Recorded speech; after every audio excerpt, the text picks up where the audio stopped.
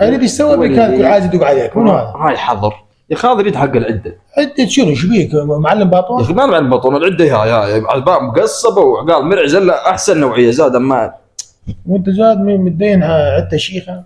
ايش يصير؟ هاي العده اللي عندي الديان انت بس اول مرضى وطلعت حقها، انت لسه ما هو انا قلت مرضى اوفي حق العده وبعدها اقوم واحد يشتغل. المشكله بالشتويه ما بشغل على الشيوخ زين اللي يتفجوا.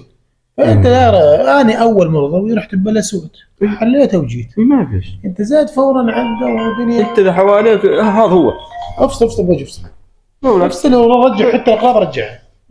اذا اتصلنا برجع الاقراض. انا ادري والله اذا بي مرضى واروح عليه الحالي والله ما اقدر بعطيك الحالة زين ما اشوف شغلك صراحه ما اقدر.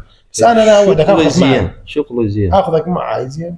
حتى اقول لهم العبوا جميع هاي ما يعرفونها قالوا قلت من الشارب. لا العبوا جميع هاي تكون مرضى وايه العبوا جميع ولك إيه؟ يلا خير ان شاء الله خير. لا بالله اخذك معي انا ترى في حق العده يتهيالي مرضى وصغير يكون واحد ضارب اخوه شف تتدرب بيهم زين وشوف شغلك بعيني. لا شغل نظيف. انزلك معي انا دوري معلمين